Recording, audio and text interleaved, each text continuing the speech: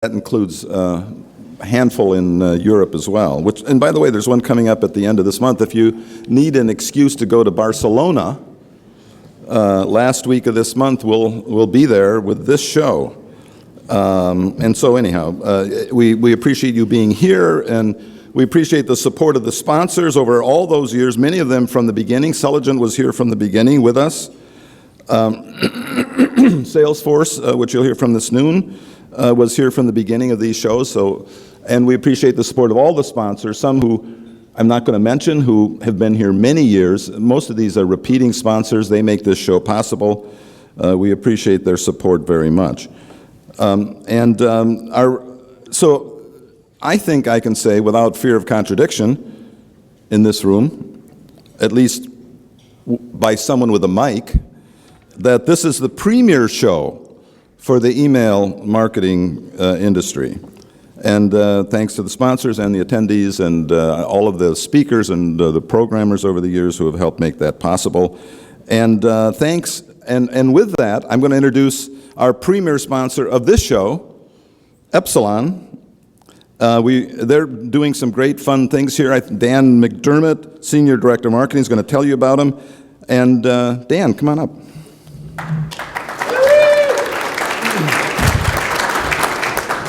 Hey, everybody. So I'm Dan McDermott. Whoops, this moves. It's like Sean Spicer's podium. So behave yourself right, or I'm coming to get you. So I'm the Senior Director of Marketing at Epsilon. For those of you that don't know us, hopefully you do. Epsilon is the world's largest marketing agency. We do a lot of business in email. Agility Harmony is our digital messaging platform, and we wrap that with a full service capabilities for creative strategy, deliverability, all the services that you would need. We love working with brands like those of you in the room. We'd love to talk to you. You'll see from the cards on the table, we were recently ranked #1 in the Forrester Email Marketing Service Providers Wave last year. So very excited about that. We'd love to tell you all the reasons why and why Forrester chose us and ranked us so high. From your room drop card last night, you'll see that we have something fun planned at the event this year. If you are a regular at MediaPost, you know that this is kind of what we do at Epsilon, and it's kind of become our tradition. So if you're not aware, Amelia Island has a rich history of being a haven for pirates back in the late 1800s and early 1900s. So we thought that would be a fun theme to play off of. So we're challenging everyone in the room for the rest of the week to act like a pirate. The card that you had last night had some suggestions on how you can do that, but you can also invent your own. We're very flexible on your pirate behavior. You can visit the Epsilon table out in the hallway. We have all sorts of fun trinkets and costume pieces that you can choose to help fulfill your pirate destiny. Everyone on the Epsilon team has gold coins. They're not real gold coins, don't get too excited. But if you collect enough gold coins, you can come see one of the Epsilon representatives, you'll receive gold coins from the Epsilon representatives if we see you acting like a pirate. And you can trade those gold coins at our table for entries into a raffle that we'll have at the Friday night VIP dinner. So I hope everyone participates. I expect to see a lot of pirate talk on the Twitter board over the next couple of days, and let's have some fun. Thanks.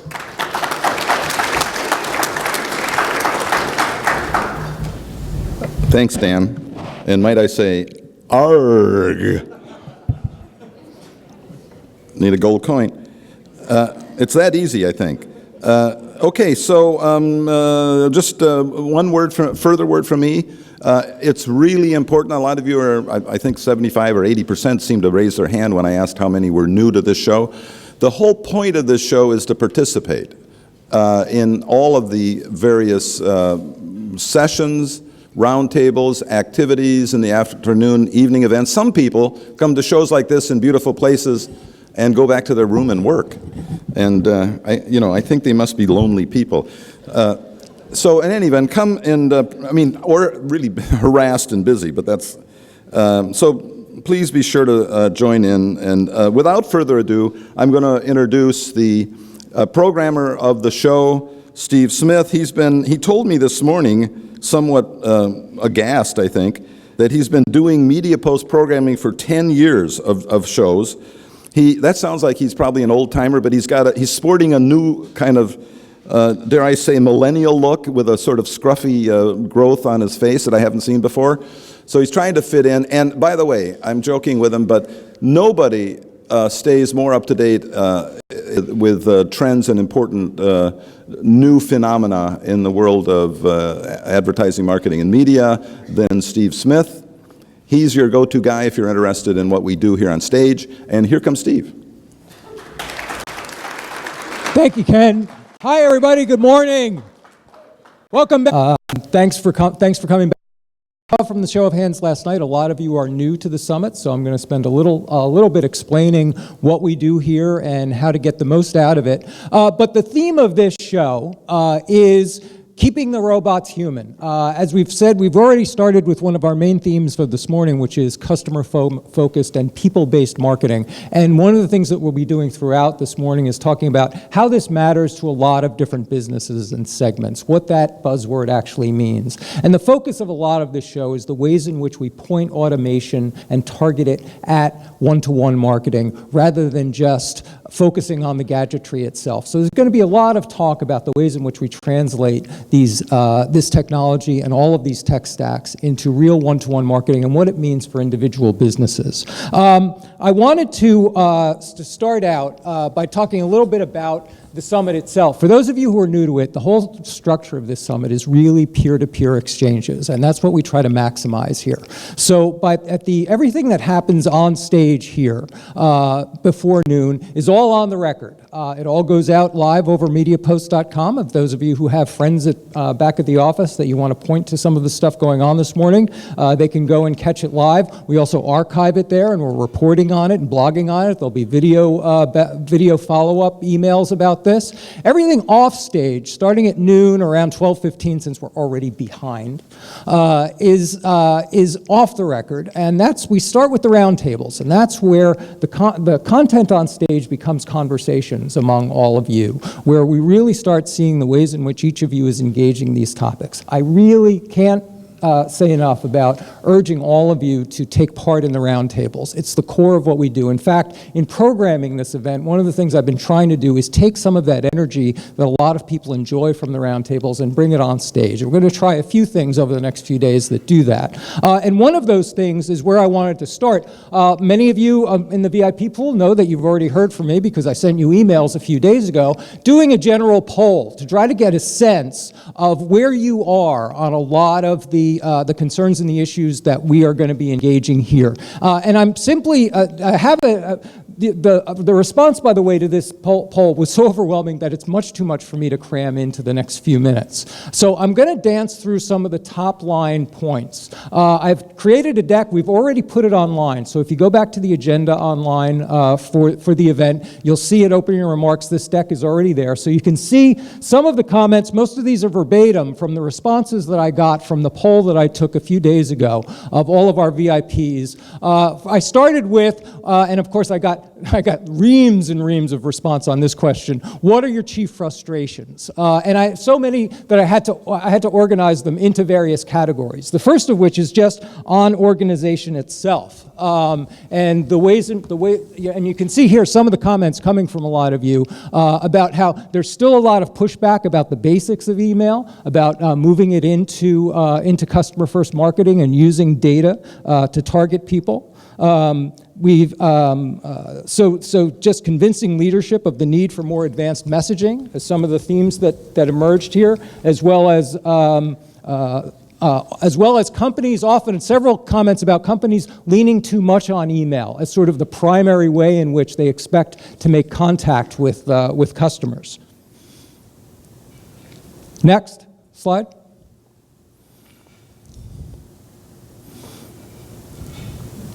Oops. And sorry, and next again. Sorry, there was a lot of stuff just on organization. But again, go online and you'll see a lot of the comments coming from all of you about some of these.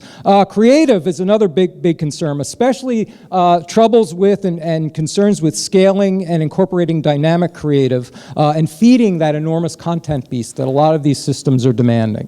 Next slide. Vendors, a lot of discussion about how all of you are interacting with vendors. Some concerns about complexity, about the ease of use of a lot of these systems, and also the ways in which data is being onboarded and incorporated, and whether it's really being effectively used. And then next slide. Oops. There was another one. There is another one there on data. One of the big pain points was around data and the use of data. My next question had to do with asking people to identify what's been the most successful for them in the last year. So the one that came up, floated to the top, mostly were comments about personalization and success in triggering off of behaviors. That even though that's not going on as much as one would expect, that's actually the place where most people are identifying success. Also, retargeting browser visits, abandoned visits, but also older customers, but also things like send timing, templating especially was mentioned a lot, and also people incorporating more A/B testing and finding that that's working. Next slide. I asked everybody, what's the most overhyped thing that you're seeing in the market right now? It's interesting, there were a lot of diversity of opinion here, but a lot of people were talking about the use of modular layouts, that they weren't as successful as possible, as they thought, or as certainly it's being pitched to them a lot, but also send time optimization and also full automation. And there were also some doubts, especially a number of people who had doubts about the excesses. Let's go to the next slide, I think. Was what I call dynamic goofiness. People overusing dynamic content, especially for its own sake, and a number of people who mentioned doubts about using social feeds in emails and whether people really use their email as a kind of live refer to go back to. And then finally, I asked everybody about game changers. The next slide. What did they think are the things on the horizon that really are going to change things for them, or in the middle of changing things for them? And it's interesting that a number of things that came up on the most overhyped actually also came up on the game changers. So there's a diversity of opinion here. But dynamic content, for instance, is one that people really want to embrace and understand more about, and especially the idea of interactive emails, the idea of doing things within the email and getting people used to the idea that it's actually a content platform that they can interact within the inbox, but also getting better service from their ESPs. A number of comments about ESPs in many ways promising a level of integration that they're not really delivering on, and also, of course, artificial intelligence and IoT. But finally, one of the things, the last slide, that a number of people mentioned is that they want to see this technology aimed towards less is more. And I think we already heard some of that this morning. We're going to hear more of that today. A number of people talking about that one of the things they want to see come out of a lot of this technology, a lot of the behavioral targeting and the triggering, is less email being more effective and seeing greater conversions on the back end. Anyway, again, go online and you'll see this full deck with all of the comments. I think it's instructive. I think you'll hear a lot of these things come out in the roundtables as you join them later this afternoon. But I hope you have a good time. Hope you have a good time here. And again, this show really works on interactivity. So please feel free to ask questions whenever, even though we have Q&A at the end of every session. One of the great things about the Email Summit is a lot of you know one another, and you feel pretty comfortable barking questions up at the stage. If you have something to ask in the middle of a session, raise your hand and I'll get a mic to you. We want that conversation, that dialogue between what's going on up here on stage and what's going on in your heads out here. We're going to start with one of the best examples of really sophisticated uses of data that I have ever seen. Stephanie Scheck, who is the Global Director of Lifecycle Marketing at Electronic Arts. Those of you who are gamers like me may know that when a game company knows whether you have or haven't beaten that boss at the end of this level, or the kinds of frustration that you're feeling and not being able to move to the next level in your game, that's a level of intimate knowledge about you that even my wife doesn't know. And I'm not sure I want her to know because it's occupying my mind more than it should. And it's that level of data and understanding of customers that Electronic Arts has developed over the years. But it's only recently that they've really been pulling this data together and started changing and transforming the ways in which they're actually coming at customers, moving from a campaign-focused approach to a much more one-to-one, highly interactive, highly real-time dialogue. And email is central to that. Let me welcome back someone who has blown us away before with what Electronic Arts is working on, Stephanie Scheck, who is bringing all of this together for Electronic. All right. I don't see the clicker. Is it? Ah, there we go. It may not work, so you may have to Okay, we'll figure it out. Good morning, everyone. Welcome to Florida. I did not realize how humid it was here, but it's fantastic.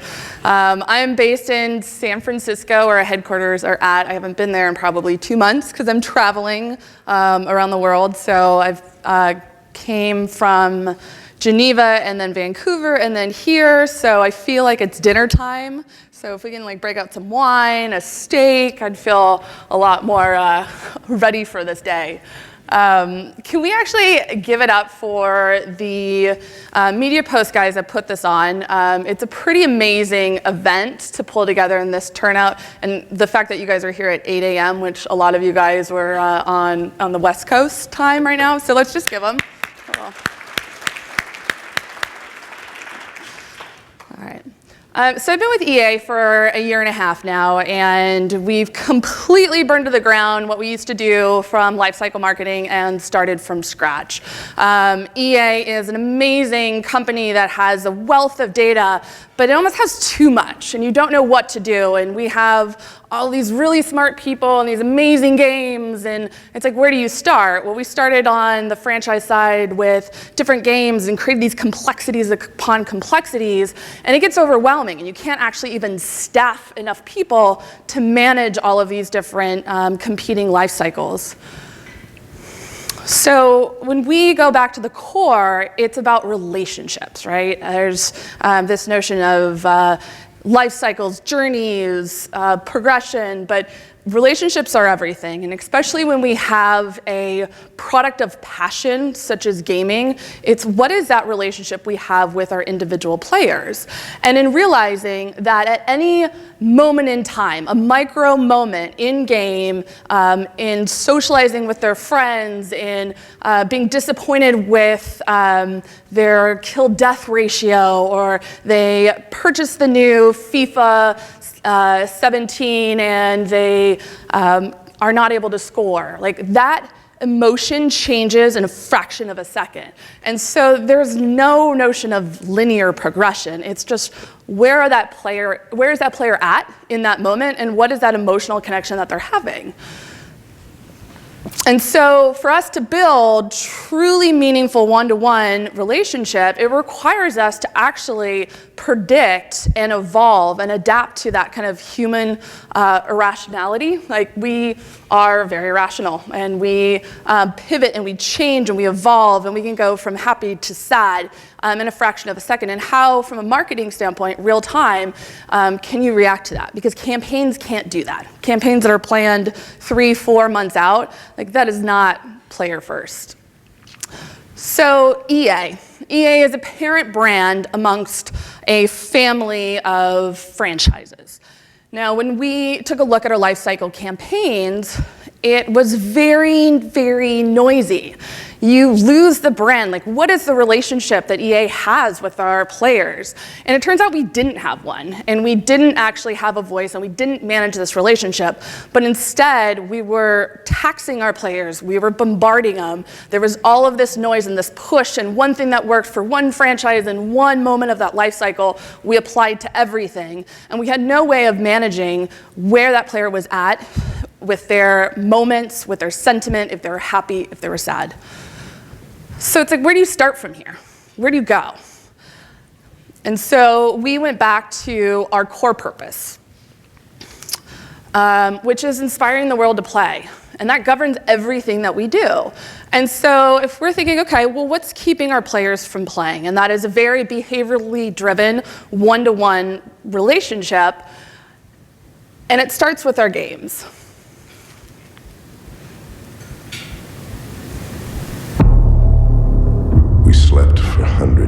years, dreaming of a new home. But when we finally awoke, our dreams of peace were shattered.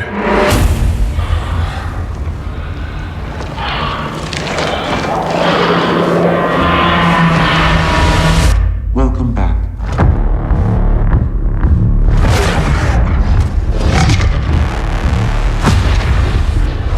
You're the new Pathfinder. This is incredible. It's acting like a gravity well. I have a bad feeling. We're the aliens. My God.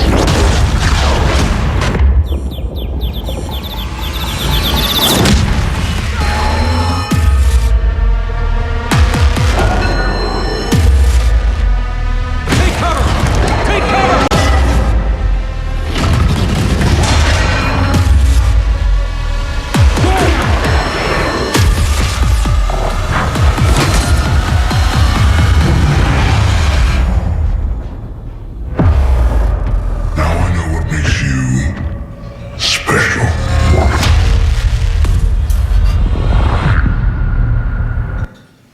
So that's our newest game that just came out, Mass Effect. And when we have a game that is such a immersive experience, and then they look to the CMO group, our marketing group, and they go, okay, well, what are you going to do that's innovative? And like, well, I can do this cool emoji and like subject line. It's just not going to cut it. So we are a software company. We are a development company. We're a tech company. And that shows in the games that we're pushing forward when we look at live services and customizing gameplay based on your behaviors and your data actually real time. That also needs to manifest in our marketing channels, and we need to be an extension of that experience. I mean, our games sell themselves, but you need to bring people from the real world into the gaming world. And so that marketing is the bridge to do that. And marketing is also responsible for making our players better, because that's a friction point. If they can't get past certain milestones, that is a friction point preventing them from playing. The challenge we always have at an EA level is we have hundreds of games. So how do you create a meaningful experience across this portfolio of brands? I've been trying to get a number of actually how many games we have, and it's somewhere, I get different numbers, it's somewhere between 600 and 2,000. So I don't know what the real number is. For marketing, I'm probably responsible for having actively communicating to our players on about 45 of them. And these players are the same players. On average, our players are playing 5 games, actively 2 of them at the same time. And so you can see if they are qualifying for 5 different life cycles at any given time, that is very conflicting. So if we're to summarize where we came from and where we're at now or where we're going, it ladders up nicely to taking this idea of traditional marketing and embracing the digital transformation. It's going from franchise-driven campaigns to a unified EA program, like an actual platform that's governing all of the rules and logic. Going from marketing channels to one connected experience. I was actually at Programmatic Media Summit before, so I'm channel agnostic, right? Email is the spine of our CRM program, our one-to-one communications, but it's also in our programmatic, it's in our owned, it's on SMS, and I also do the in-game because we're interacting, that's a user interface. It's going from being EA-driven to really listening and having a player dialogue.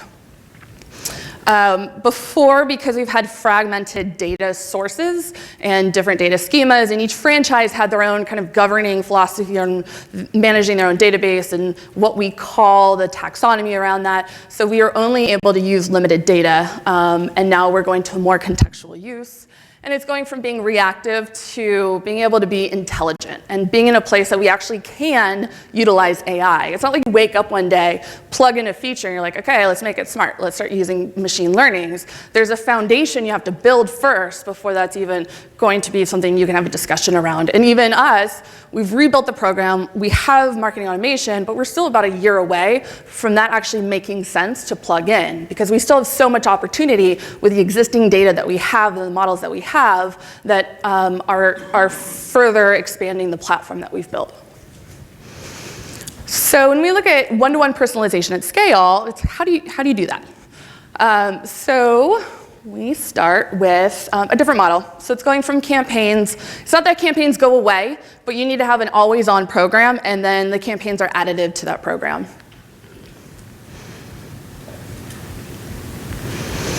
So we have dissected 3 pieces of what used to be our ad hoc campaign. The first is our player data.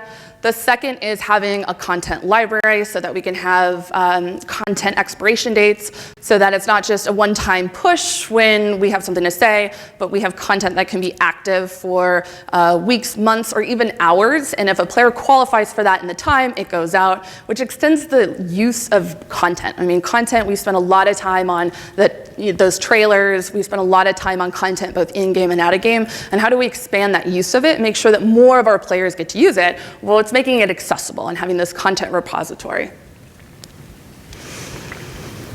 And then we have one dynamic template. I know I saw some notes on there that dynamic is overplayed, but this truly has enabled us to realize this vision of behavioral marketing. We have one template that governs all of the emails that go out, and it runs daily.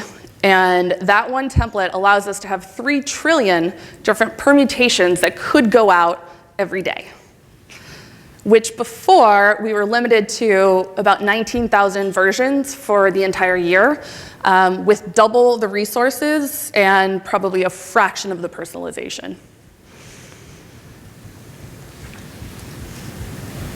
So when we look at a single view of our player, we spent the last 2 years creating this, what we call a nucleus ID, and it's a single view of our players. It's migrating from, we had about 40 different data sources, aggregated into that one nucleus ID, and then we append, and that governs that relationship that we have with our players. We've also been able to loop in ingest both marketing engagement, social engagement, their in-game behaviors, and the last one, which is a little complicated, is their mobile gaming experience. It's been, I mean, it's just difficult from a platform standpoint. So we do have cross-device, we have cross-game.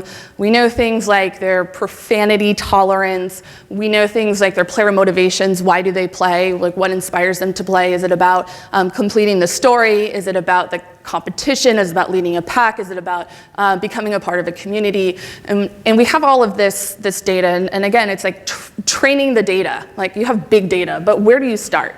And when we started to strategize around what this program looks like, we were taking over 2,000 different data points and trying to collapse them into kind of a core data attribute like categories, and it just wasn't possible. We couldn't get there. And so we actually started from the beginning and said, what are the most valuable behaviors? And let's start there, and let's start to deliver content on that and build up. And so it was almost like we had to standardize and simplify before we could actually get more personalized and sophisticated.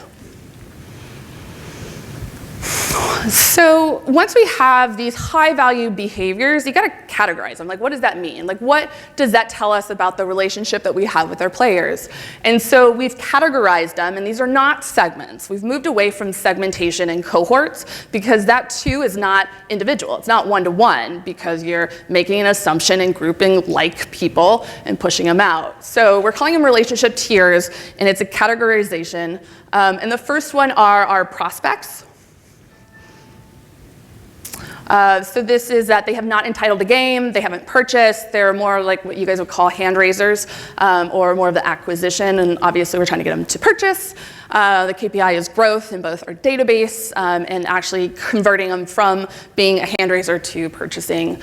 We then have active, they're actively playing a game, and that experience is very different because we need to make sure that they're onboarding and giving them tips and tricks and connecting them with the community is really important to make sure that they increase their session days, stay playing, and become actually loyalists, which is the next category. So this is spending in game, this is being active more than 10 session days. And then the last section is what we're calling the elite network, because we are in a unique position that we have influencer groups that actually have sometimes more influence than a $5 million media buy. Like, we just have an influential space, and our players trust each other, and it's a community. So this is a unique audience that we haven't treated differently in email, mainly because we didn't have the data to know who those influencers were. So we have, it was managed in an Excel spreadsheet. We took that spreadsheet, we merged it in with with our nucleus IDs, and so now, easy enough, we know who they are. And obviously, the idea is to deepen that relationship. I'm going to break it down a little bit because while they look like segments, they're not. You qualify for these different tiers based on individual data attributes, and this is not exhaustive. We have over 25 that we're acting upon. So this is just a sampling to show you how a player would migrate through. And these tiers are title specific. So you can be a loyalist for FIFA, but a prospect for Mass Effect. And that's important because how we do the prioritization logic and the decisioning, it matters from a title-to-title standpoint. So if you have a product interest but no entitlement, you're a prospect. And I'm just going to whip through this because the clicker's a little sticky. So, I mean, you get the picture. Going. Are you guys pushing it too? Are we doubling down? No? Okay, so this is all me. All right, I'll put some back into it.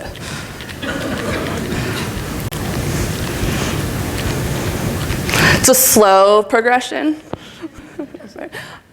And the last thing I'll say on that is just as you ascend, our players descend. They can stop playing, and at that point we have to treat them differently and try to move them to another franchise or see what is that reason that they're no longer playing.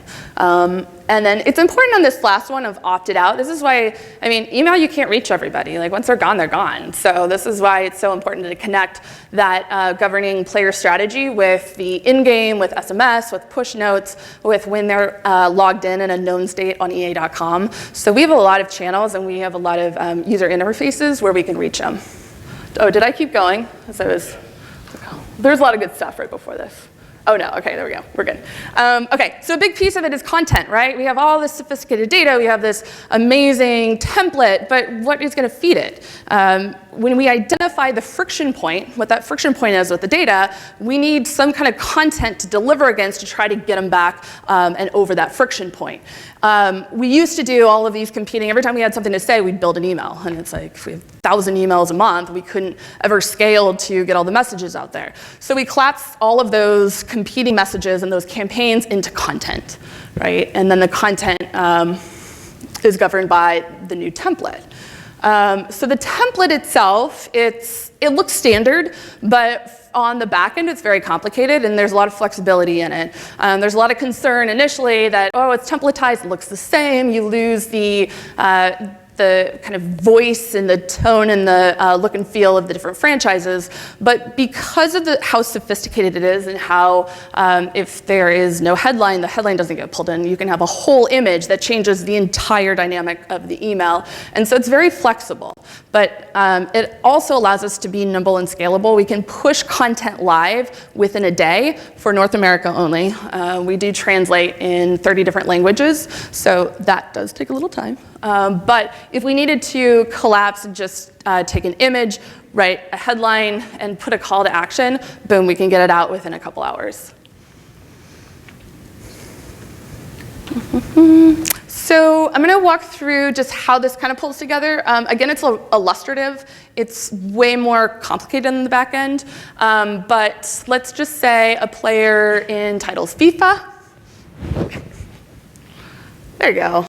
Titles FIFA, so that means he's actively playing FIFA. So it goes into the content library, pulls it really hard. I wish I didn't have so many animations now. And it pulls into the hero spot because we know somebody that has actively purchased the game and is in game. That's a very high value behavior, and that's a moment that we need to actually deliver an amazing experience with. Then say they're playing a Battlefield campaign, we'll then also pull in what's happening, tips and tricks with Battlefield, also active content in that value tier. And then say they signed up for Andromeda Initiative, which is a pre-launch activity that we had to gather hand raisers for Mass Effect. It's going to happen next, right now. There we go. And then in the moment, this all happens real time. It takes about an hour for the query to run, and then it starts sending, and then the email sends. So it took a while to convince all of our 300 reviewers across different territories and different franchises that you are no longer going to see an email in full and say, yes, great, love it, approved. You get a piece of content. And they're like, well, I need to see it in, like, where does it go? I'm like, it could be anywhere. It can show up in 3 trillion different versions. Trust me on this, approve that content piece and we're golden. And then the next one, we also have the ability to override, because we are a business, and sometimes players don't know what they're interested in, or they want to know that there's a sale, but there's no data point to kind of prove that out. So we have override ability that pulls in. Okay, now we're going really fast. We're picking it up. Is that because of time? Are you guys now jumping in? All right. So I know a lot of you guys are very technical, so I pulled in just 2 slides on like how we make this happen. So the platform components, we have a content repository. So this is all of our content. All of the content lives here, and it has expiration dates, and it's live, then it expires. Some content never expires because it's relevant until who knows when. We also have content attributes, so metadata that governs what content should go where and who should receive it. And there's also country level regulations where we can't show, sometimes we can't show women in some of our games in different countries. Sometimes we can't show guns. Sometimes there's different ratings. So there's a lot of governing rules of where the content can show up.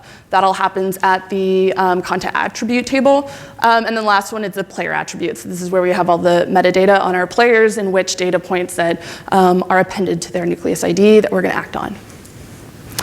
And then the last component of it is the automation. So this is how it actually runs every day. So the first one is we score our entire contactable database with the lifecycle stage by franchise. So then we know everybody that should receive something for some action that they took within the last day, because it does run daily.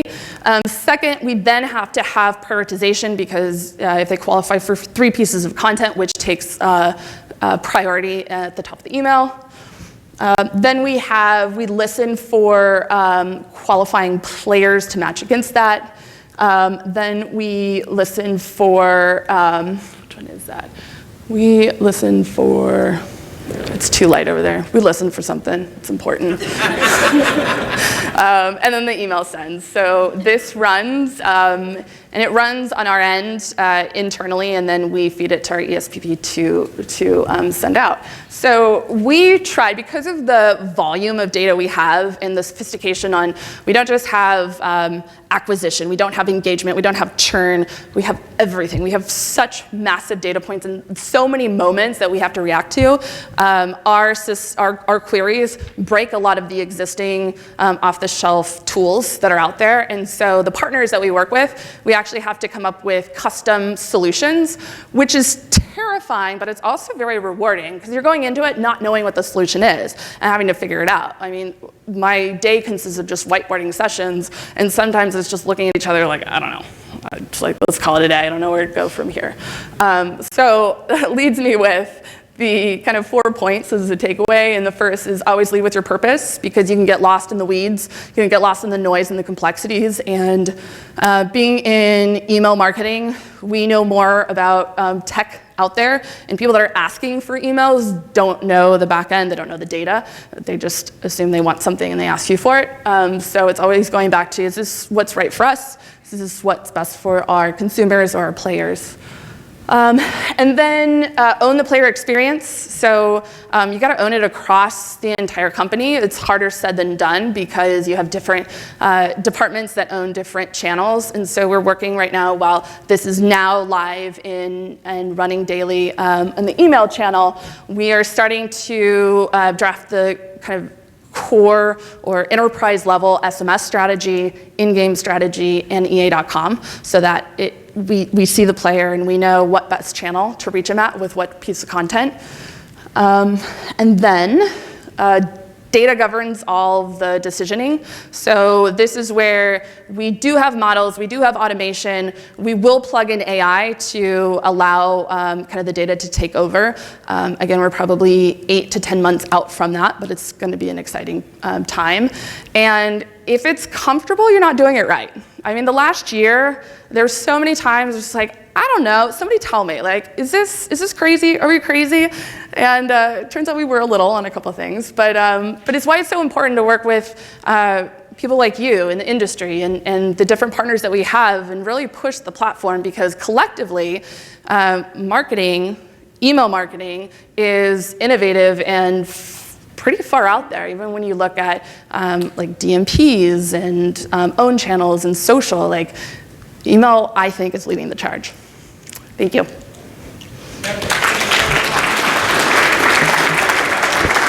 We have time for questions. I wanted to ask you about testing. Yes. And what role does testing take in all this? Because it seems like everything is almost predetermined. You've got creative you've decided is going to work. You've got categories, relationship tiers that you've already established are going to work. So I'm curious, how does testing fit into this matrix, and where does it inform and change the program on the fly? Yeah, testing's huge. It's interesting that we used to have so many tests and case studies, and it turns out there's so many variables. The results were not something that you could use broadly. And so now that we have this one governing system, we have a global learning agenda and a global reporting structure where we're actually reporting at a player level. We're reporting at a data level. We're reporting on the actual template and creative, and we're reporting on like what content actually works. And so it breaks down all of those components of the dynamic email, and so that we can kind of silo, or we can actually look at each individual and how it contributes to getting our players back in the game or engaging. So it's huge. What's the lag then between seeing the results and implementing changes? Because it's so massive of a send, it's more of getting the data ingested. We're about a day behind. And also, I mean, as we know in email, like, you really don't want to report out less than 5 days. We prefer at least 10 days because people are still opening. But we can report out within 24 hours. Yep. And if you have a question, please stand, tell us who you are and who you're with so everybody gets to know you. Good morning. My name is Julie Cooner. I'm with Hertz Global Holdings, a rental car company, and I'm our CRM Solutions Manager.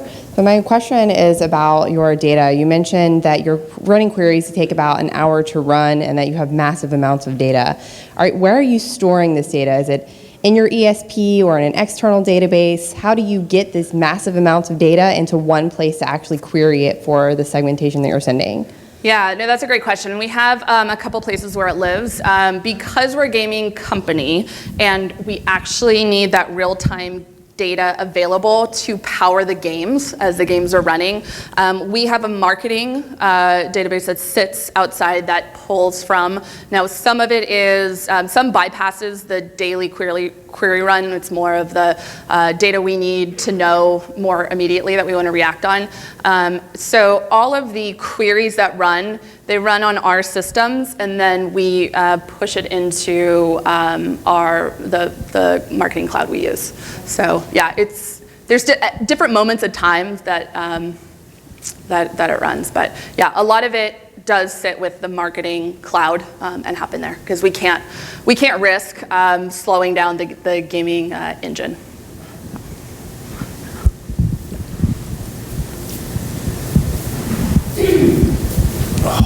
Ryan Phelan from Adestra. How do you get over email as a flat medium whereas the games are such a vibrant medium. How do you bridge the gap there?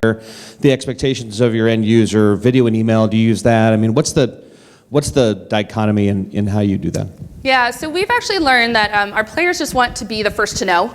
And so, one, we haven't done a lot of what I would call the bells and whistles of embedding video, and our players are conditioned to click to a deeper experience or get back in game. So a lot of the approach that we've had is just getting the information out there. And as you can see, we first rolled out with a very basic template just because we were sitting on all this information that we couldn't get out to our players fast enough. And so now that we've caught up and we're able to get that information out, that's a part of our creative kind of learning agenda on how we push that into more immersive experiences actually within email, and even in deciding, like, is that where the experience should happen? Because we've always viewed email as a portal to a deeper experience. So yeah, we're open to testing that kind of stuff, but that would be Q4 once we get through our game launch.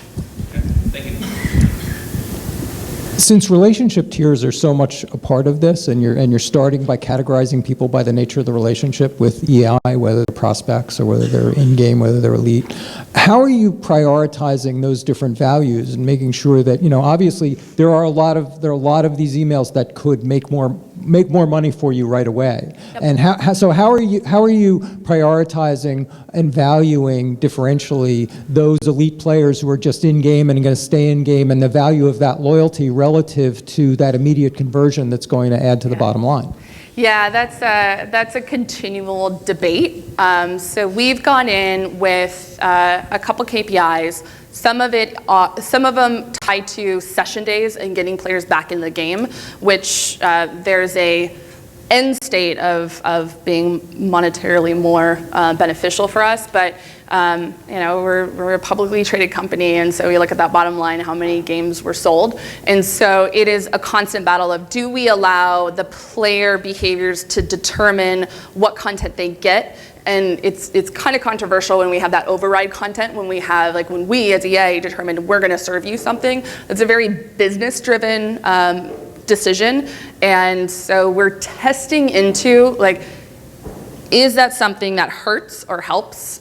Because again, if you just serve it to our players and you give them deeper experiences, they'll continue to engage and spend more money, right? But so there's that's sort of what it comes down to, right? Is having that deep enough of a profile so that you understand your elite user over time, maybe not this quarter, but over time is actually going to be of greater value to you if you keep having that conversation with them. Yeah, and the last thing I'll say, we had to build in that override option because we didn't trust ourselves yet. Like, we were making assumptions. We're building this strategy based on historically what we've seen, but our players are evolving, the technologies are evolving, and so based on historical, that might not always be right. And we just couldn't risk not being able to communicate to 30 million players that we have an 80% off sale because we've become reliant on it in certain expectations of what that delivers. Stephanie Scheck, thank you very much. Great opening. We're going to continue this idea. Let me ask Katie in our first panel to come forward, because we're going to continue this theme of customer first and person first, person structured relationships in marketing and what they mean, and especially the ways in which deeper profiling and the identity graph is a part of that. And to talk about how it takes different shape across companies, obviously gaming is a unique medium with a unique set of relationships with the user. So finding ways to take these core concepts of customers first and extend them across different categories is sort of one of the things we're trying to do here over the next few days. To take the lead in this panel, we want to welcome back an old friend of ours, Katie Lay, who is the Senior Director of Customer Engagement Marketing at Hotwire. She leads the customer profiling and the engagement, and especially bringing into the fold and making loyalists out of customers who have used Hotwire's room finding business at least once. She came to Hotwire after having been one of the early builders of Amazon Video's program, and also helped build the Honey Bunches of Oats brand. Please welcome Katie Lay and her panel.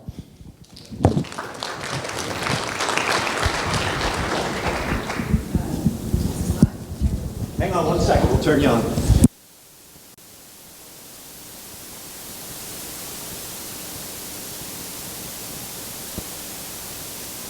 It was pretty fun. We're here today to talk about the customer ID graph and how this really changes our email marketing programs, and we have some amazing panelists here today that I'm really excited to talk to. I'm going to open this up. First, I'm going to have everyone introduce themselves, and then what I'd like you guys to talk about is how has your program evolved in the last year or so, because you guys have all been doing some really interesting things. George, why don't we start with you? Sure. So my name is George DeGuido. I am head of email strategy for a company called .dash, formerly About.com. So no, I didn't get a new job, just a new name. We manage over 60 different newsletters across 6 different vertical categories and send a good amount of email. We're an ad-supported content publisher. For those of you who don't know us, we have brands like Verywell, LifeWire, ThoughtCo, and we're making a strong push now to get those brands out into the open. So for us, how our program's changed over the last year is really announcing these new brands and these new identities to our audience, teaching them about what they are and what they mean, and letting them understand that the great content that they've been receiving hasn't changed. It's just a new package, a new immersive experience, and trying to be more engaging to the reader and be more top of mind as a brand perspective versus them just coming back to us again and again via search or display. Christine? Hi, I'm Christine Hua. I'm Director of Fan-Centric Marketing at the NFL. How our marketing has changed over the last couple years, I would say, is at the NFL, we used to have very disparate and siloed databases. So in the last probably 3 or 4 years now, we've come together and created a centralized database where we're able to figure out the 360-degree profile of our fans. So for us, what's really important is we have different products, and where we are today is we're really product-centric, and we're trying to shift and be more one-to-one and personalized. You know, if you have a favorite team, we're going to try to give you content and things that are more related to what you want to hear. So where we've gone today is really taken a look at the data and what behaviors our fans are doing and try to personalize our marketing based upon that. Janine? Hi, I'm Janine Silva. I'm the Director of Marketing and Email Integration. I work for Investopedia, and it's an email, not an email, it's a, sorry, I'm a little bit nervous. It's a content site that provides all types of investors information on how to invest their money, different stages of their life, whether it's personal finance or retirement or investing. How our marketing has changed in the last year or two, we've really changed our brand from being just strictly terms, strictly educational content to more of a news source, what's going on in the economy, how's it changing, and how you should react to it as an investor. We really have gone from pushing content out to our customers to really personalizing our newsletters in particular, to using data from what they're saying they want to receive, but also what they are telling us they want to receive based on their behavior. Good morning, Randy White. I'm with CareerBuilder.com. I oversee what's best easily described as an internal agency for our clients, helping them with specific campaigns. Career Builder has evolved over the years beyond just a traditional job board. We're now heavily into software service, we're heavily into data, and we're even into post-hire HRIS systems. But what feeds a lot of what we do is the front end, our job board.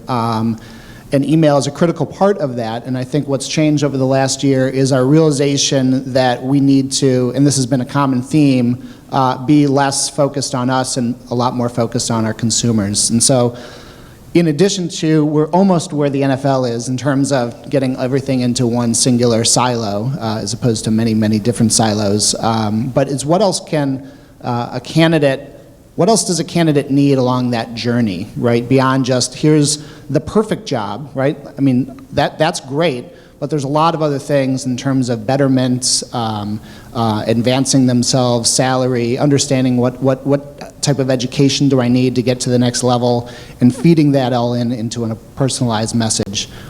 And email's one of the best ways to do that.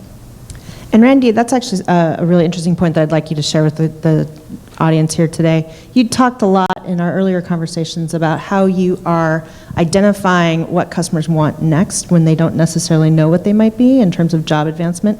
Can you talk a little bit about how you're actually enabling that and how you're talking about career pathing for your customers?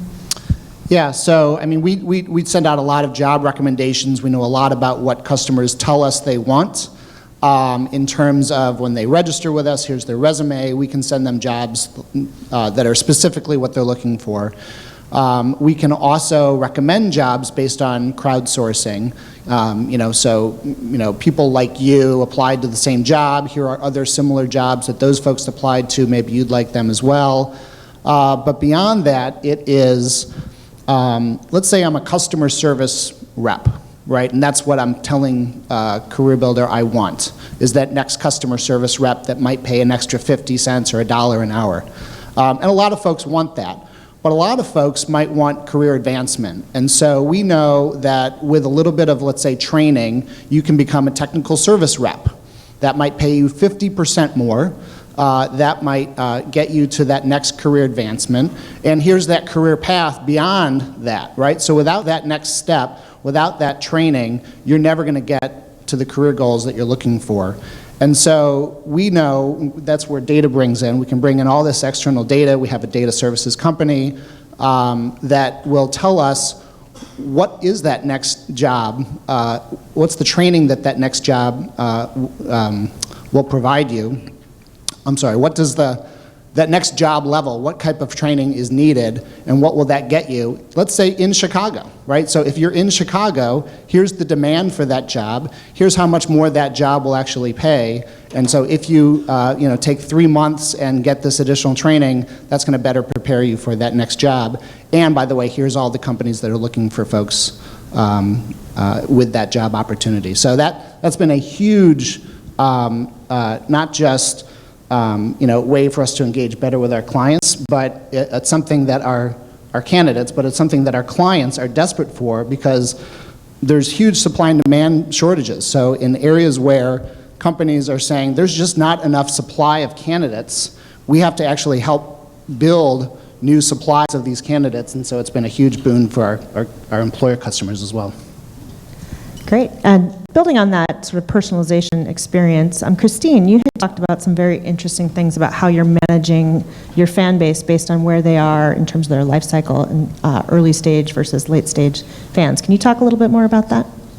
Sure. So one thing that we take really personally is how we personalize is based on your favorite team. So oftentimes if you come to NFL.com and you register, you'll say, San Francisco 49ers are my favorite team. We'll make sure that we serve you content that's relevant to you. So one thing that we have right now is the Good Morning Football newsletter. It comes out daily, Monday through Friday, and it gives you the top articles that you need to know for the day. But at the top, what we do is we personalize that content based on knowing that you're San Francisco 49ers fans. If we don't know your favorite team, which there are times we don't, that we take a look at where your geographic location is. So if you're in San Francisco, we have the ability to serve you up because hopefully you're a San Francisco 49ers fan, and maybe not so much right now for myself, but that's where we want to make sure we tailor that content to you.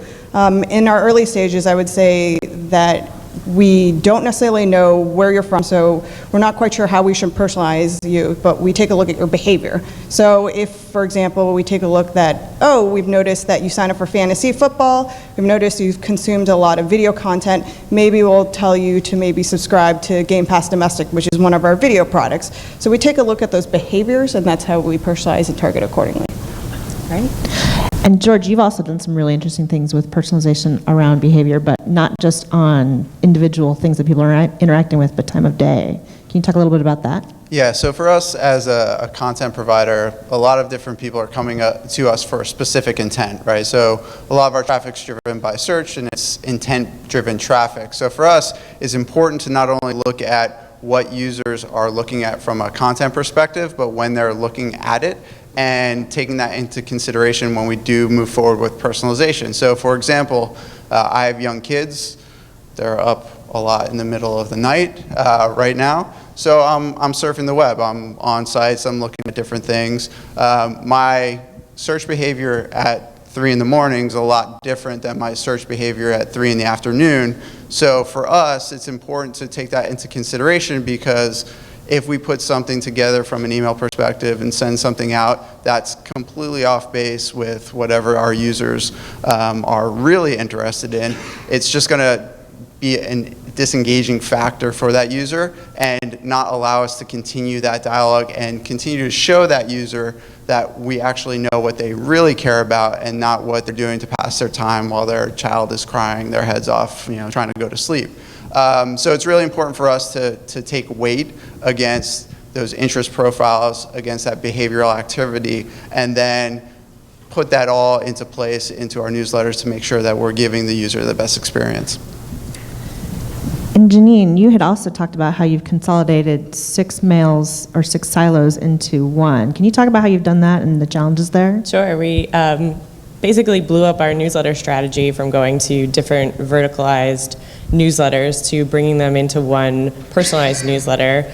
A lot of it was cleaning up our metadata on our site, similarly to what EA had been doing, talking about earlier. We really wanted to make sure we had our tagging system done on our pieces of content, and we had them with expiration dates that made sense, so you're not getting an old piece of content about the best stocks to buy.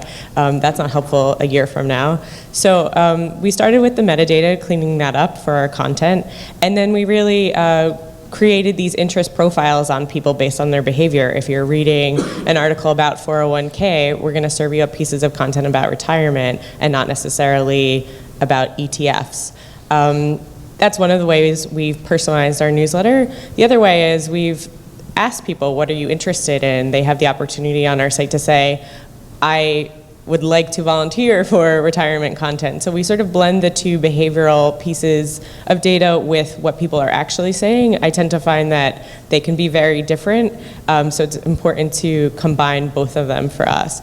But similarly to what you were talking about, we have decided to also serialize some of our content to make it a personalized experience. So if you're coming in for a piece of content that's search-driven, you have intent, we sort of provide you with what's the next step of that. If you're looking to invest $1,000, maybe you need to know what bonds are versus mutual funds, and we provide email series that sort of help you through that journey to say, I know nothing about investing, to now I can actually take that $1,000 and put it to good use. So we're sort of personalizing in a few different ways. Great. And you guys have been talking a lot about data and the process that you guys have gone through in the last few months, years, or currently at this point in time.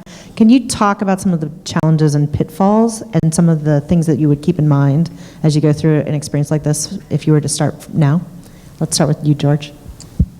So we're currently working through a migration from data center to cloud migration. So for us, it's making sure that we have not only the right structure set up in our new environments, but are pulling over only the data that we really need from our legacy systems. I mean, we're a company founded in 1998, 1999, so we have tons and tons of data that we have available for us, and pulling that over and just putting it into another location is not going to be optimal for us. So it's identifying the right strategy to set up the databases correctly so that we can put the information into those systems and then be able to act on the algorithms and the queries that we run against that to then personalize and push into our ESP to make sure that that personalized experience continues on. It's also taking data from the ESP and putting it back into our data lake and making sure that it's available for our site as well, right? So we have a tremendous amount of traffic that's driven via email, and we want to make site experiences better for users who may be signed up for email but don't come back to the site via email, and show that not only do we know them, but we know what they're interested in, and we can make sure that their site experience is deeper and more engaging via that email data that's available. Christine, you want to start next? Great. I would say we're definitely along the same lines. A shout out, I guess, to Epsilon, who's our database vendor, who's done a great job. We have, over 40 different, over 140, I think, different feeds coming in. We have a lot of internal and external stakeholders. I would say we also bring in data from our clubs, so our 30 teams that are participating with us and sharing data.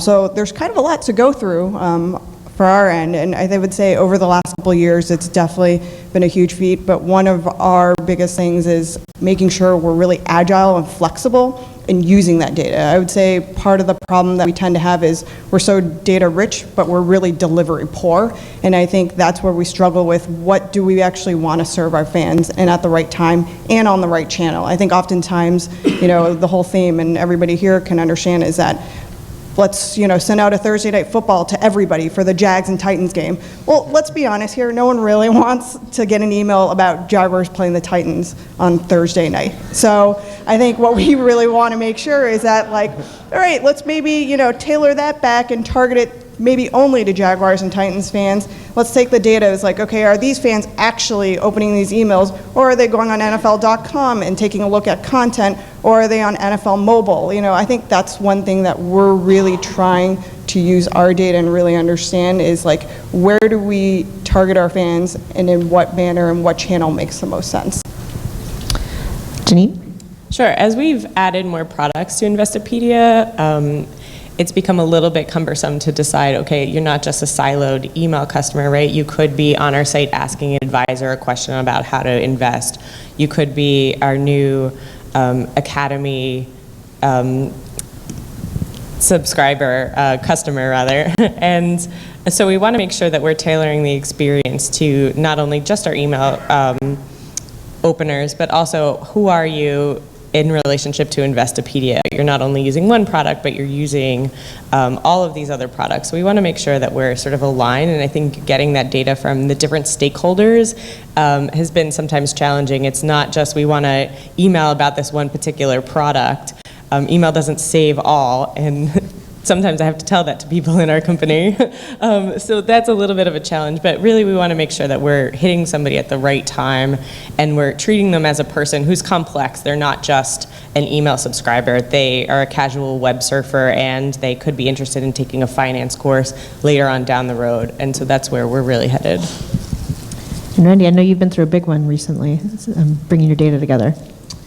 Yeah. So we have a number of challenges. One is just very specific to us in terms of trying to classify people in the right ONET job classification, job titles that an employer gives us. It's tough sometimes to match up with those. So, being relevant each and every time is a challenge.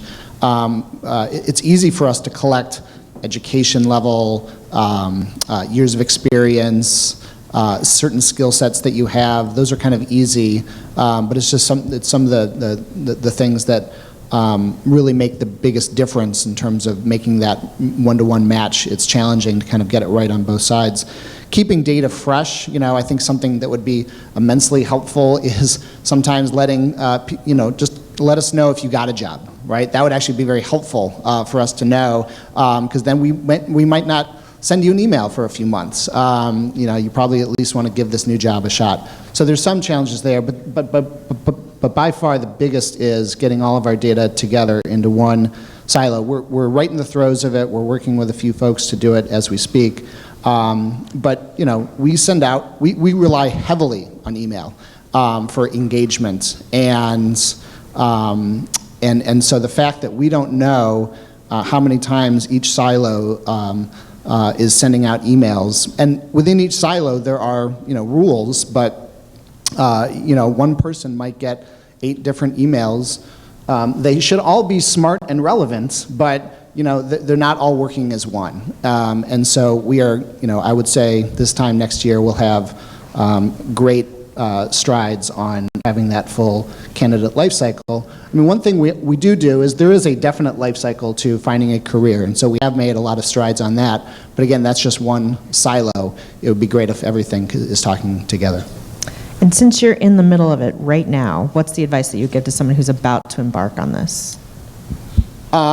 It's a little bit more of a human thing, and it's that, within each of those silos, there are lots, right now each silo is a different fiefdom, right? Some people, I'm more revenue focused, Other, counterparts of mine are more, candidate focused. It's almost like editorial versus advertising in an old media world. And that's good. It's healthy. And so we've spent a lot of time just trying to get on the same page, right? Relationships matter. And so, you have these, and there's product side, there's business side, and there's technology. And so just coming together and having, having a drink, and just sharing stories is immensely helpful. And so once we got over that point, we're all now on the same page. So it's not a technical answer, but I mean, that component is huge. Great. And mobile has been playing a bigger and bigger role for all of you too. Can you stop and think about how mobile has changed your relationship with your customers? Let's start with you, Christine. Sure. So not to take away from what our NFL.com and their goals are on content, one thing that we're very keen on is to making sure that our fans can actually read all the content and get all their information on mobile. So making sure that the design itself is responsive. So we always notice that in our emails, our open rates on mobile are at least 60%. So we want to make sure that transfers over when a person is reading on their device. So for us, like one of the strategies that our team focuses on is making sure that that experience is seamless, whether you're on desktop, you're on mobile, you're on your tablet. So that's one of the strategies that we make sure that we're consistent across the board. Janine, you want to take that one? Sure. We've been fortunate at Investopedia to really retain our desktop visitors, our site traffic. But to Christine's point, I think we've really been focusing on, is that because the desktop experience is better than the mobile experience? And if so, maybe we really need to focus on, when we build our products, making sure that they're mobile responsive, they're interactive, you can read them, you get all of the features that you want on the go. That you do on your desktop. So really focusing on the experience for the customer when we build our products is where we've been focusing our mobile energy. And I know, Randy, you've got an interesting example of a product-focused feature. Yeah, I mean, our site is 42% mobile, but our email is 72% mobile. So we really look at email as it's mobile, and then whatever happens on desktop is a plus. But the couple things around that. One is the 8-second attention span that was mentioned earlier. We think it's more like 3 seconds for an email, at least within our world. And so the shorter, the better. And then the other thing that was mentioned earlier about what Steve had mentioned about some people thought were overrated was testing. I completely disagree. I mean, we test everything, and we do it every single week. And every little improvement makes a world of difference in terms of the scale that gives us.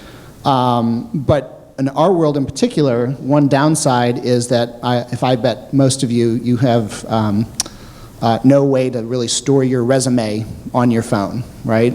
Maybe you have something on Dropbox, but I doubt it, right? And a lot of employers actually require a full-fledged resume, right? I mean, you can use your Career Builder login, you can use your Facebook or your LinkedIn login, and that gives you some information, but a lot of our clients actually want a hard resume. And so coming over that obstacle is challenging, and so it's kind of like these two-step processes where it's first give us your information, and then we're going to circle back with you when you're back at your desktop to upload your resume. And so there's some challenges there that our entire industry has, but our reliance on mobile, while it's wonderful, is also, there's a big roadblock there. So we're doing lots of things to try to overcome that.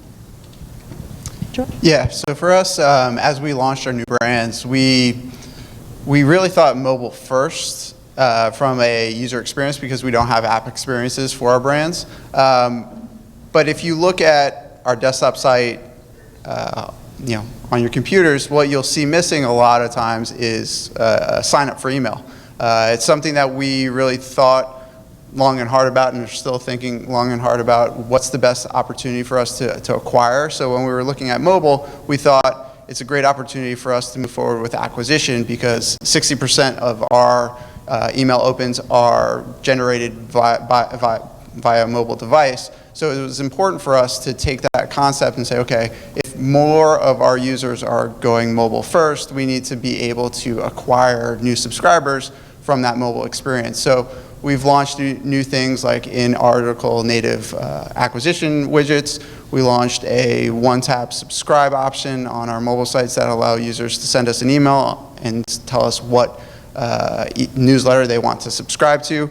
And we've been able to increase acquisition percentages on mobile by over 300% in the last 3 months.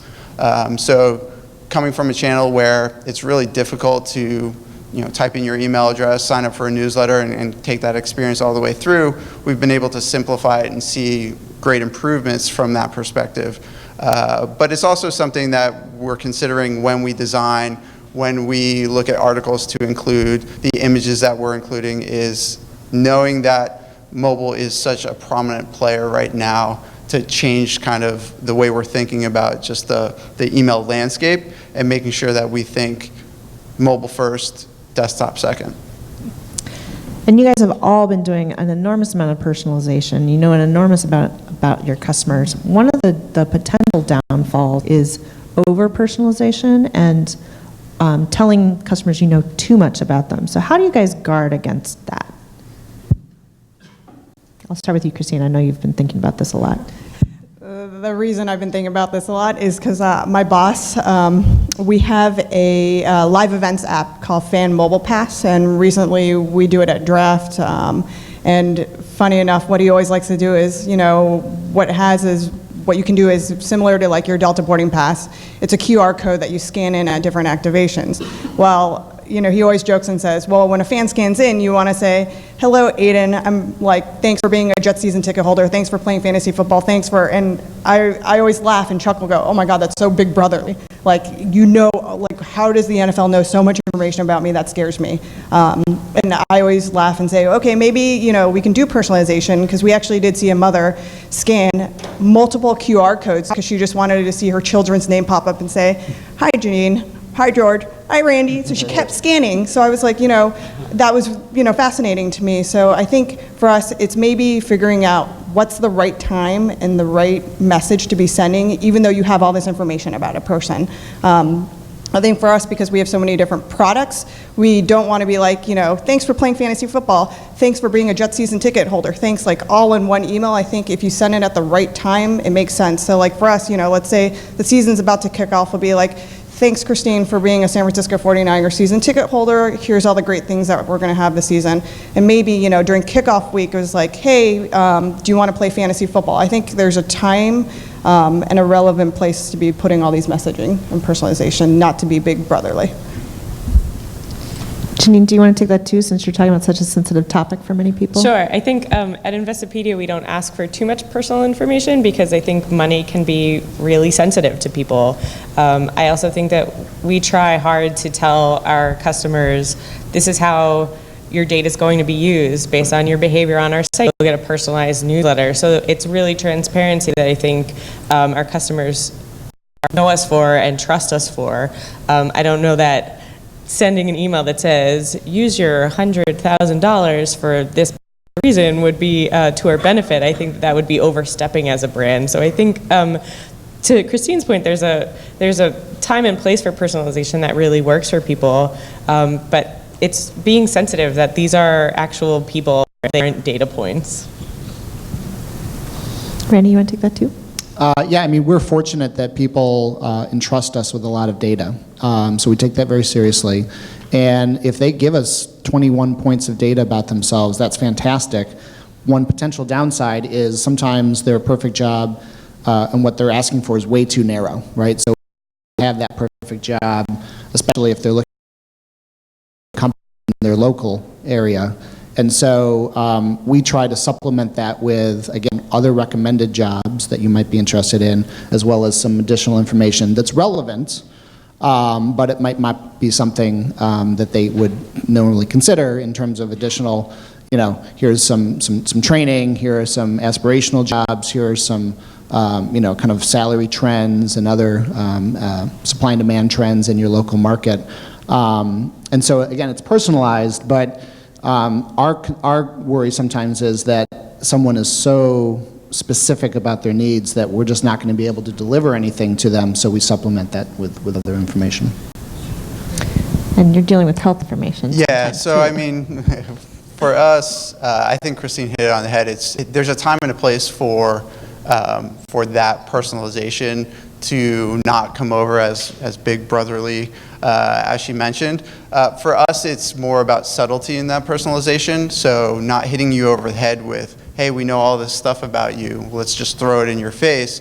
It's doing things like personalizing a recirculation unit or changing the navigation slightly to put things higher up so that you're more likely to click through on things.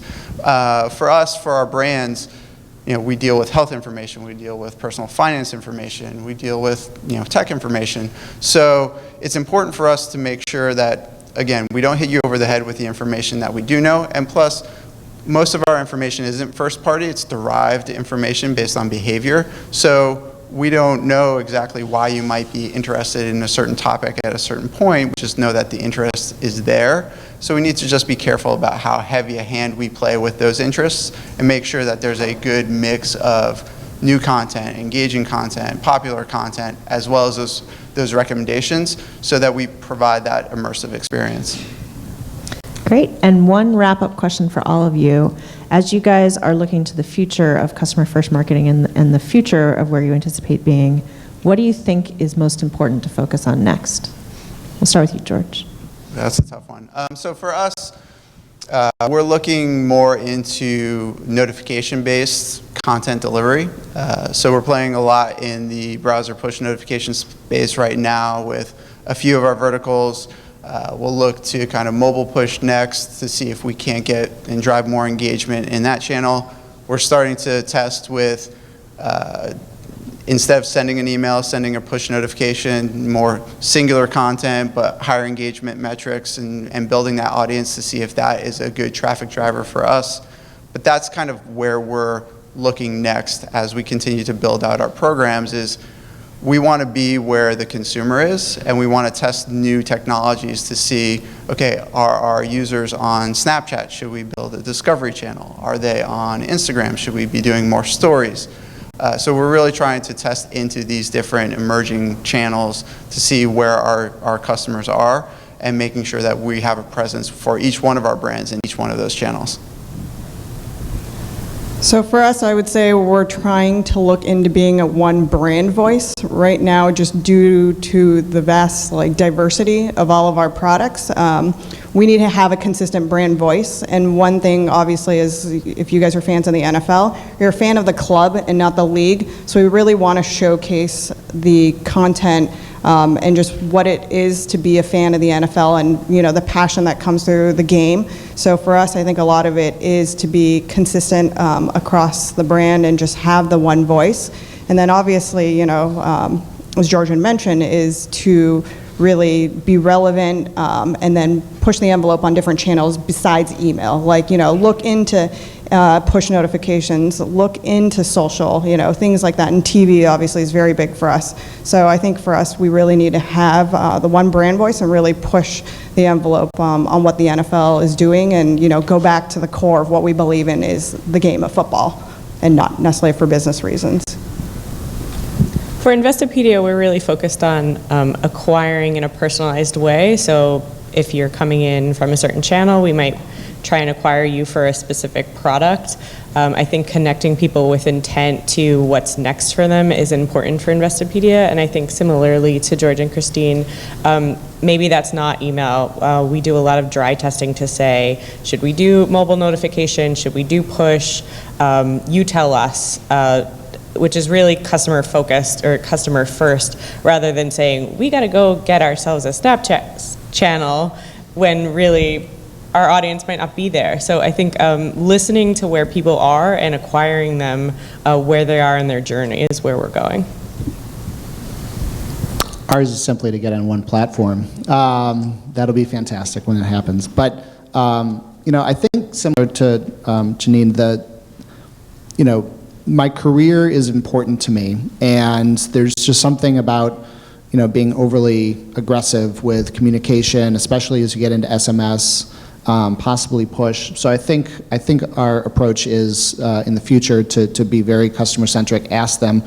We probably are a little overly reliant and aggressive on email, But I think that's just very commonplace, and I think some of these other aspects are a little bit more personal, and so we'll take a very consumer approach to that. But our goal as a brand is to be much more to a job seeker, much more to someone who's going through their career, to give them a lot of insights, a lot of data, a lot of help and support, working with education partners to kind of get people to the next step beyond just saying, hey, I just lost my job, I need to find one tomorrow. So it's not just technology, it's how do we evolve as a brand promise to our candidates. Great, thank you guys. Before I let you go, I just want to see if there's any questions from the audience for the panel. Yep.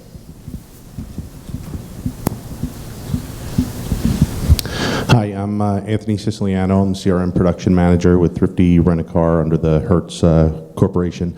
My question's for Christine. You talk about a consistent brand voice, and in addition to the NFL speaking to you, you also have all 32 teams that have their own emails that go out, newsletters and updates. How do you, or do you even work with all of their individual brands to make sure that your message is consistent, or even that the messages that the NFL deems the most important get into those communications? That's a great question. First, I would say we would definitely want to make sure the league and all of our products are on one voice. What we have is a program with the clubs. It was a voluntary project that we asked clubs to share their data with us. So 30 of the 32 teams are participating with us. We work really closely with them. We coordinate a lot of our marketing promotions together. Alex on our team does a really good job in talking to all 30 teams and making sure we figure out what their goals and priorities are. There are some clubs who are very focused on tickets. There are some clubs who don't need to focus on that. It really depends on their goals and objectives. I would say they all have very different voices, but we ultimately know, because a fan is a club, that we listen to the club first. So if they have a particular initiative that they're looking to push, we make sure that we utilize their voice, because that's how they're used to talking to their fans. Of course, there are a lot of fans out there that we might have in the league database, not necessarily in a club, so we want to make sure we push out their messaging to those fans that are in our database, not in the clubs, because at the end of the day, like I said, you're a fan of a club, you're not necessarily a fan of the league. So we want to make sure that we get their marketing initiatives and goals out to the fans first. I wanted to ask about user preferences. Since, Randy, you mentioned we listen to our users, I want to know how the ways in which you guys are listening to your users. And are you letting people tweak preferences in terms of, say, delivery schedules? Do people even interact on that basis? Or is it really listening to users through their behavioral signals and prioritizing those? Yeah, so we do give our users many different options. Not as much, some frequency, time of day or days of the week. We look at behavior. This might sound obvious, but Monday, Tuesday, Wednesday, people are more focused on their careers. Thursday, Friday, Saturday, they're not. And so we understand that. So it's a combination of behavior and what they tell us. And sometimes if we want to use email as a channel, but they're not engaging with us, we have to pick up on their behaviors. And so it's kind of a combination of that. Well, I get that was part sort of embedded in my question, is the degree to which you're finding, any of you, finding that customers actually want to bother tweaking this stuff. Are they engaging on that basis at all, or is it really just not worth bothering with? We allow our subscribers to opt down to more of our frequent newsletters, and we do find that there is a percentage of people who do decide to go from a daily newsletter to twice a week. I think that helps us retain some people from opting out entirely.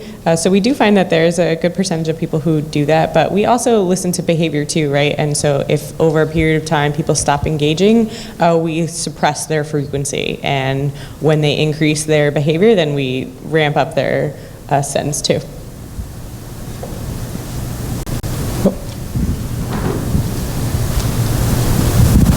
Jason Oates from Live Intent. So a two-part question. So one, identity graphs, identity grids, a lot of people talk about them, but most people still don't have one and aren't refreshing it. So one, where are you in the path of actually building an identity graph and keeping it up to date? And then two, email is no longer really about sending email, it's really about identity. So are you actually working outside of the borders of your own, website and email inbox to reach people, say, in mass media? Like reaching them using the cookies tied to, email hash so it's that person, but then reaching them in, say, like Facebook or Twitter or somewhere else to actually reach them where they are at the time they are. If they're not opening up your emails, are you using the grid to reach them elsewhere?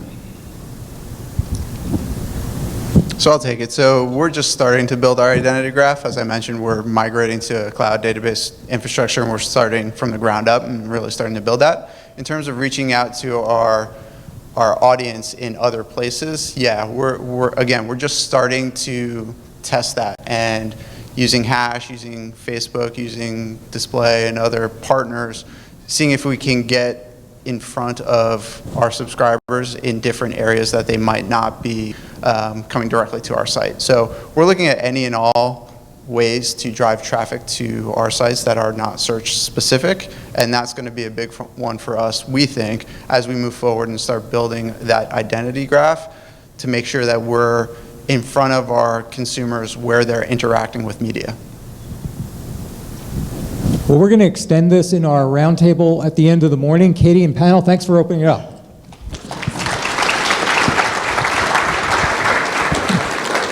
We're going to have a coffee break in a second.